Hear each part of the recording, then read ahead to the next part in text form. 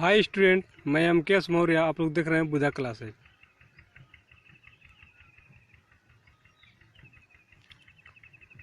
आज हम लोग फिजिक्स के फर्स्ट चैप्टर प्रकाश के परिवर्तन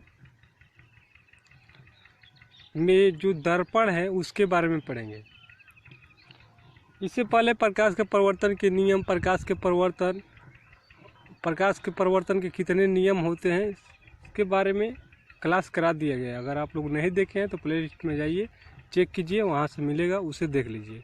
सबसे पहले उसे देख लीजिएगा तभी समझ में आएगा, अन्यथा आप लोग क्लास छोड़ते रहिएगा तो ज़्यादा समझ में नहीं आएगा। ठीक है, अगर रेगुलर क्लास कीजिएगा तो उसके लिए कुछ नहीं करना है, आप लोग को प्लेलिस्ट में जाना है। प्लेलिस्ट में सारा वीडियो पीछे कराया हुआ मिल जाएगा, वहाँ से जाकर आप लोग उसे देख सकते हैं। ठीक है, तो पहले हो गया था, देख लीजिएगा उसे। ठीक है, चालू करते हैं, आएंगे क्लास। ठीक है, फर्स्ट चैप्टर में जो प्रकाश का परिवर्तन है उसी में आप लोग को पढ़ना है दर्पण के बारे में। ठीक है, आखिर दर्पण किसे कहते हैं? दर्पण आप लोग बहुत सारे दर्पण देखे होंगे, घर में भी यूज करते हैं आप लोग। ठीक है, तो बुक में पढ़े भी होंगे आप लोग, जहाँ कोचिंग कर रहे हैं तहाँ वहाँ भी, या आप लोग अपने से भी बुक में पढ़े होंगे। ठीक है, तो देखिए परिभाषा स्क्रीन पर दिखाई दे रहा होगा, आप लोग नोट करते चलिएगा, साथ साथ नोट करते चलिएगा। इससे पहले केमिस्ट्री का क्लास कराया गया था 1-2 रोज पहले, उसे भी देख लीजिएगा। नेक्स्ट क्लास केमिस्ट्री का भी होगा। ठीक है, उसे आप लोग क्या कीजिएगा, देखते चलिए, जो भी क्लास कराया जा रहा है उसे देखते चलिए। तो देखते हैं क्या है आप लोग का परिभाषा। ठीक है, आईना या दर्पण दोनों एक ही हैं। आईना या दर्पण, साधारण भाषा में आईना लोग कहते हैं, आईना को ही दर्पण कहते हैं।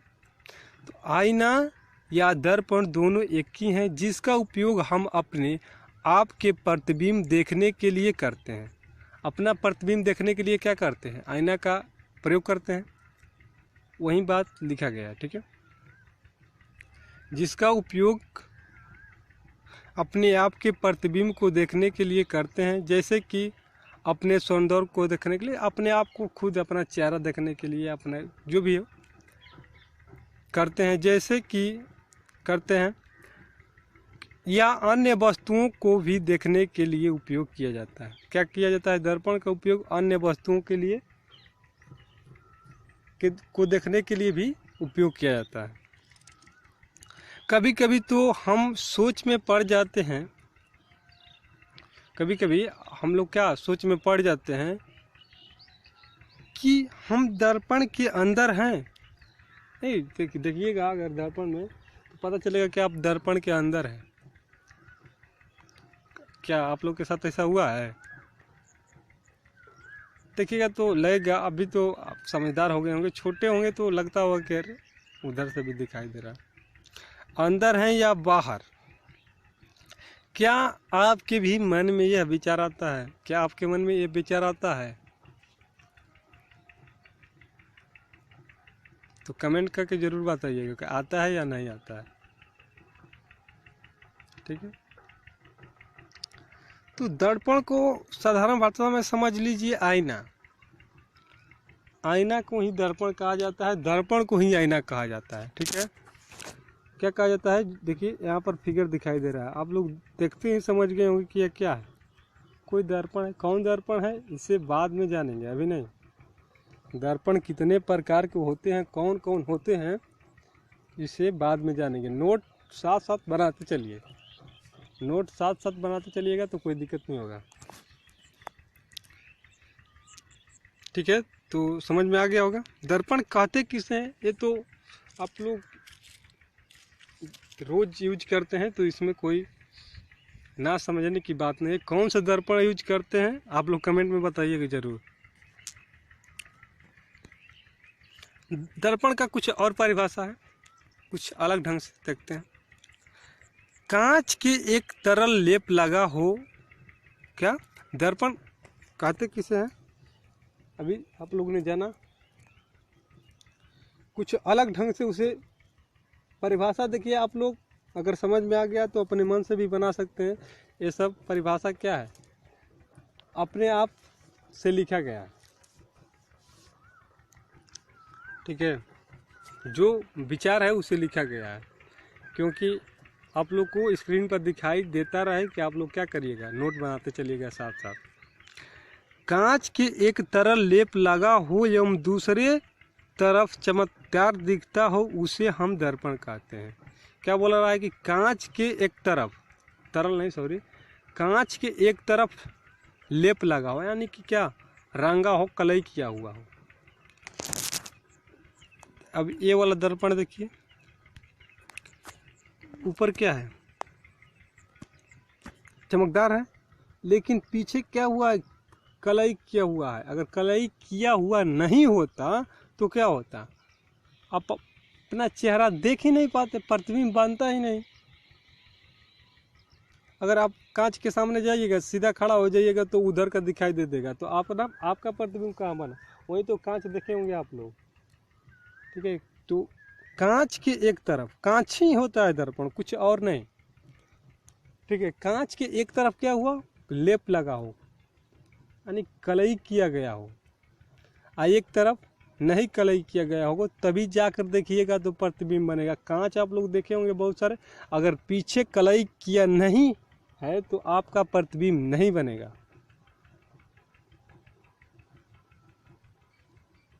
ठीक है। अगर कलई करना कोई, अगर सिर्फ शीशा है, कांच है, तो कलई करना जरूरी है। अगर शीशा के अगर सीधा लगा दिए, उसके पीछे कुछ जैसे कागज कूट उट लगा दिए कि उधर का न लौके, ना दिखाई दे, उधर का आसपास ना करें। आप लोग को पढ़ाए थे पारदर्शी पदार्थ, अपारदर्शी पदार्थ। तो कांच क्या है, अगर हम क्या कर देते हैं तो अपारदर्शी बन जाता है, यानी कि इधर का प्रकाश उधर नहीं जाएगा, तो हम, मेरा प्रतिबिंब क्या होगा, बनने लगेगा। अगर इधर का प्रकाश उधर जाएगा तो प्रतिबिंब नहीं बनेगा, तो उसे हम क्या कहते हैं, दर्पण कहते हैं।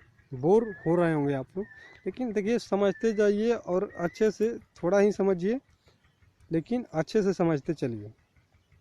क्लास है, ये नहीं कि ऑब्जेक्टिव टाइप क्वेश्चन है कि तुरंत कराते चलें, ठीक है। तो अच्छे से समझिएगा तो ठीक रहेगा। दर्पण को का परिभाषा तो इतना कोई दिक्कत नहीं है, आप लोग समझ गए होंगे, उतना कोई बताता नहीं है, लेकिन फिलहाल समझ लीजिए कि दर्पण होता कैसे, बना कैसे। कांच का अगर एक तरफ कलई कर दिए, एक तरफ छोड़ दिए, कांच यानी शीशा, शीशा तो क्या हो गया, दर्पण हो गया। तो उसे हम दर्पण कहते हैं, जिसमें हम किसी को भी, चाहे किसी का भी, सॉरी, जिसमें हम किसी की भी या किसी का भी, कुछ भी मिसप्रिंट हो गया, किसी का भी छवि देख सकते हैं। जिसमें किसी का भी हम क्या कर सकते हैं, छवि यानी क्या, प्रतिबिंब। प्रतिबिंब क्या कर सकते हैं, देख सकते हैं। एक अब ये मिरर, मिरर माने यानी दर्पण, मिरर एक प्रकार, यानी दर्पण एक प्रकार की क्या है, प्रकाशीय युक्ति है जो प्रकाश के परिवर्तन के आधार पर कार्य करती है। इसीलिए हम लोग दर्पण चैप्टर नंबर 1 में पढ़ते हैं। और क्यों पढ़ते हैं, क्योंकि दर्पण प्रकाश के परिवर्तन नियम पर कार्य करता है। तो इसे देखिए हाईलाइट किया गया है, क्या है, यहीं से ऑब्जेक्टिव टाइप क्वेश्चन बनता है, यहीं से आप लोग का ऑब्जेक्टिव टाइप क्वेश्चन बनता है। कहीं अधिक और कहीं अन्य बुक से या कोई अन्य टॉपिक से नहीं आता है ऑब्जेक्टिव, इसी से ऑब्जेक्टिव बनता है। 2 ऑब्जेक्टिव यहाँ से बना, अभी नोट डाउन कीजिए। अगर पेन कॉपी लेकर बैठे हैं तो अब तो ठीक है, अगर नहीं लिए हैं तो अभी फ़िलहाल लीजिए, नहीं तो वीडियो बंद कीजिए और जब पेन कॉपी लीजिएगा तब चालू कीजिएगा और देखिएगा, उसी पर आएगा, इसी चैनल पर आएगा, उड़ेगा नहीं, डिलीट नहीं किया जाएगा, ठीक है। तो आप लोग पेन कॉपी लेकर बैठिएगा, उसे नोट कीजिएगा। अभी जो हम बात बोल रहे हैं उसे क्या करते चलिएगा, नोट करते चलिएगा। अपने दोस्तों के साथ क्या कीजिए, अगर क्लास अच्छा लग रहा हो, वीडियो अच्छा लग रहा हो, तो एक लाइक कर दीजिए। लाइक करने में आप लोग का कुछ नहीं लगेगा, ठीक है, लाइक कर दीजिए। और अपने दोस्तों के साथ वीडियो को शेयर कीजिए, ताकि जो भी आपके दोस्त जो भी हैं, अगर 10वीं का स्टूडेंट हैं, उनका भी कोचिंग बंद है, तो उनके पास सेंड कीजिए। देखिए, अगर अच्छे से पढ़ते जाइएगा, पूरा अगर क्लास देखिएगा तो पूरा विश्वास है कि अच्छा मार्क्स आएगा। अगर पूरा क्लास नहीं देखिएगा तो नहीं कर सकते हैं। कुछ नहीं करना है, ज़्यादा टाइम का नहीं रहेगा क्लास, छोटा छोटा आधा घंटा 45 मिनट का ही क्लास कराया जाएगा, लेकिन पूरा क्लास देखिए। कुछ करना है तो देखिए ना, बिहार टॉपर क्या बोला इंटरव्यू में, क्या बोला ना, जो उससे पूछा गया तो क्या बोला, सेल्फ स्टडी किए हैं, सेल्फ स्टडी कीजिए, ठीक है। और क्लास अगर अच्छा लग रहा है तो देखिए, नहीं लग रहा है तो न देखिए, टाइम बर्बाद मत कीजिए। समझ में आ रहा है तो देखिए, नहीं समझ में आ रहा है नहीं देखिए।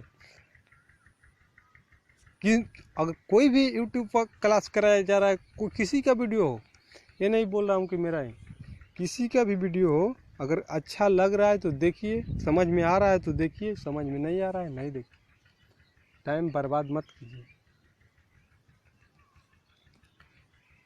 ठीक है। तो यहाँ से नोट कीजिए कि दर्पण एक प्रकाशीय युक्ति है। क्या है, स्टार डालिए और लिखिए, दर्पण एक प्रकाशीय युक्ति है जो प्रकाश के परिवर्तन के नियम पर कार्य करता है। अगर प्रकाश का परिवर्तन नहीं होता तो हमारा प्रतिबिंब दर्पण में नहीं बनता, हम अपने आप को नहीं देख पाते, ठीक है। नेक्स्ट चलते हैं आगे। क्लास अच्छा लग रहा हो तो वीडियो को लाइक करना ना भूलिए। अगर आप लोग अभी तक हमारे चैनल को सब्सक्राइब नहीं किए हैं तो प्लीज़ चैनल को सब्सक्राइब कर दीजिए। अगर इसका PDF चाहिए, डिस्क्रिप्शन बॉक्स में टेलीग्राम चैनल का लिंक दिया गया है, वहाँ से ज्वाइन हो जाइए। अगर आप हमारे व्हाट्सएप ग्रुप में जुड़ना चाहते हो तो हमारे चैनल का जो आइकन दिखाई दे रहा है उस पर क्लिक कीजिए, वहाँ से जाइएगा तो बहुत सारा ऑप्शन आएगा, प्ले लिस्ट, वीडियो, अबाउट। तो अबाउट में जाइएगा, वहाँ से स्क्रॉल डाउन करके नीचे जाइएगा तो वहाँ पर व्हाट्सएप ग्रुप का, अगर 12वीं का स्टूडेंट हैं तो 12वीं का स्टूडेंट के लिए भी ये वीडियो अच्छा होने वाला है। ये क्लास अगर देखिएगा तो अच्छा होगा, काम आएगा आप लोग के लिए। तो वहाँ से व्हाट्सएप ग्रुप का लिंक है, वहाँ से ज्वाइन हो जाइए। फेसबुक पेज को लाइक कर सकते हैं, इंस्टाग्राम का भी वहाँ पर आईडी है, फॉलो कर सकते हैं, ठीक है। नेक्स्ट देखते हैं, आईना या दर्पण के प्रकार। देखिए, पहले ही हम बताएंगे दर्पण यानी आईना, आईना को ही दर्पण कहते हैं, दर्पण को ही आईना कहते हैं। तो कितने प्रकार के होते हैं आईना, आखिर कितने प्रकार का होता है? तो देखिए, बहुत सारे स्टूडेंट होते हैं ना जो क्या कर सकते हैं, गलती कर बैठते हैं एग्जाम में, क्या करेंगे, गलती कर बैठेंगे। और ये हमेशा 1 ही 2 साल होगा कि बात नहीं पूछा गया है, ठीक है। तो दर्पण का काम होता है किसी की छवि देखने के लिए उपयोग करते हैं। दर्पण का क्या काम होता है अभी आप लोग को बताएं हम, किसी का भी छवि देखने के लिए उपयोग किया जाता है। दर्पण देखने के लिए उपयोग करते हैं, लेकिन मुख्यतः मिरर के 2 भाग होते हैं। मुख्यतः बोला है कि मुख्य तरह से 2 भाग होते हैं, लेकिन ऐसे अगर ऑप्शन दिया होगा तो 3 होता है। कौन कौन हम बता देते हैं आप लोग को, ठीक है।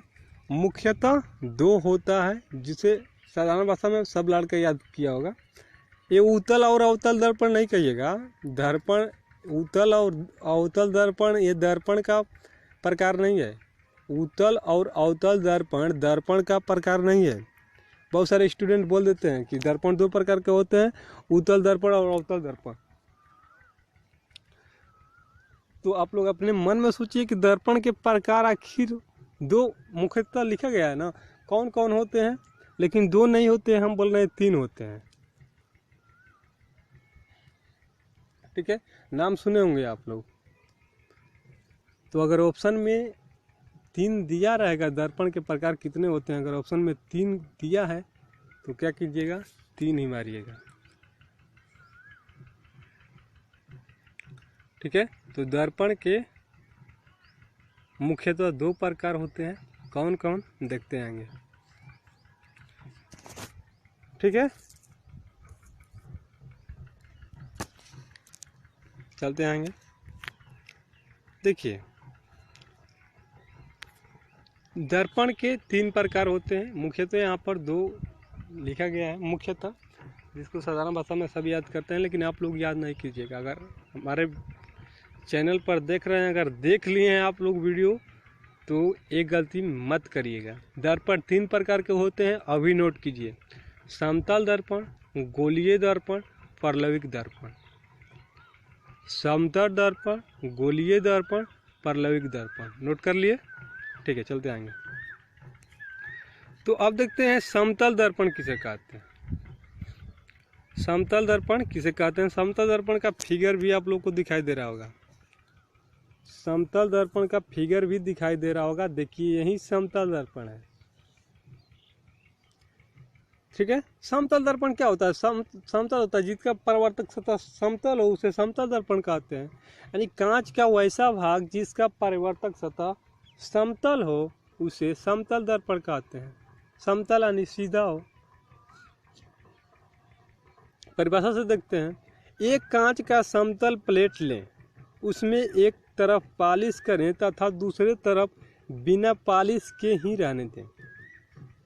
ठीक है, क्या एक प्रयोग है, समझिए। ठीक है, बिना पॉलिश के ही रहने दें, उसे हम समतल दर्पण कहेंगे। ठीक है, तो वही तो परिभाषा भी हुआ और आप लोग का प्रयोग भी हुआ। प्रयोग भी इसको कर सकते हैं। क्या बोला कि एक कांच का समतल प्लेट लें। कोई भी अगर कांच का समतल प्लेट लीजिए, यानी कोई भी अगर कांच का टुकड़ा है, उसे समतल लीजिए, पीछे कलई कीजिए, कोई भी रंग से कलई कर दीजिए, तो आप लोग का क्या बन जाएगा? समतल दर्पण बन जाएगा। ठीक है, तो समतल दर्पण यानी समतल दर्पण का परावर्तक सतह क्या होता है? समतल होता है। लिख भी सकते हैं आप लोग कि समतल दर्पण का परावर्तक सतह समतल होता है। जब मिरर यानी जब दर्पण में हम वस्तु का कोई भी भाग देखते हैं, तो वस्तु जितना दूरी पर से दर्पण में दिखेगा, ठीक उतना ही आईना के अंदर भी उसकी दूरी दिखेगी। प्रतिबिंब की स्थिति वस्तु और दर्पण पर निर्भर करती है, देखने वाले की स्थिति पर नहीं। देखिए यहाँ से बहुत 2-3 कहिएगा कि यहाँ से ऑब्जेक्टिव बना, 2-3 ऑब्जेक्टिव यहाँ से बन गया। देखिए पहला, जब दर्पण में हम वस्तु का कोई भी भाग देखते हैं, तो वस्तु जितनी दूरी से दर्पण में दिखेगा, ठीक उतना ही आईना के अंदर। यानी हम दर्पण से कुछ दूरी, दर्पण है यहाँ पर, हम यहाँ पर खड़े हैं, तो अपना प्रतिबिंब इसमें देख रहे हैं, कोई भी वस्तु या अपने आप को देख रहे हैं, तो यहाँ से देख रहे हैं, तो इतना दूर पर है ना, इतना दूरी पर है, तो दर्पण यानी आईना में भी आपका प्रतिबिंब उतना ही पीछे दिखेगा। तो किस दर्पण में एक कार्य होगा? समतल दर्पण में काम होगा। यानी समतल दर्पण में दिया रहेगा ऑप्शन में कि किसी वस्तु का प्रतिबिंब समतल दर्पण में बनता है।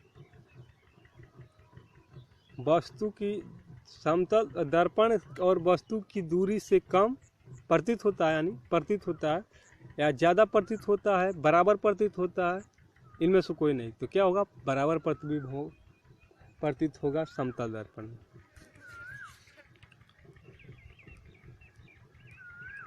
ठीक है,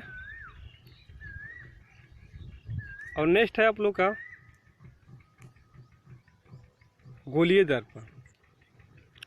गोलीय दर्पण का परिभाषा लिख सकते हैं कि कांच का वैसा परावर्तक सतह जिसका वैसा दर्पण जिसका परावर्तक सतह गोल हो, उसे क्या कहते हैं? गोलीय दर्पण। ठीक है, लिख सकते हैं कि यह दर्पण कांच के खोखले गोले का भाग होता है, जिसका एक तल उभय तथा दूसरा अंदर की माने बाहर और अंदर की तरह होता है, उसे गोलीय दर्पण कहते हैं। यानी गोले का क्या होता है? परावर्तक सतह गोल होता है, कुछ अंदर और बाहर, इसी में की क्रिया के कारण क्या बनता है आप लोग?